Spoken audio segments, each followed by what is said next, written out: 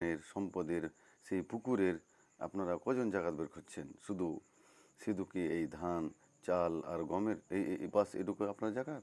না, না, না, না, না, না। ইসলাম এত এত সংকীর্ণ নয় দাদা, ও ভাইরা, ও আমার বোনেরা, ইসলাম এত সংকীর্ণ নয়। আমাদের জাকাত আদায় করতে হবে, সব কিছুরই জাকাত আদায় করতে হবে। তাহলে আপনি আপনার দায়িত্ব বুঝে নিতে পারবেন। তাহলে কোনো গরিব আর ফকির তাহলে তারা কষ্টে অনাহারে দিন কাটাতো না।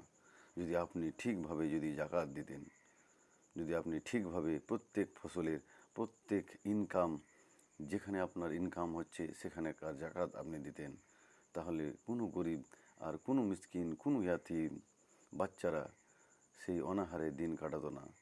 সেই অনাহারে তারা কি করতো না, তারা মানুষের দ্বারা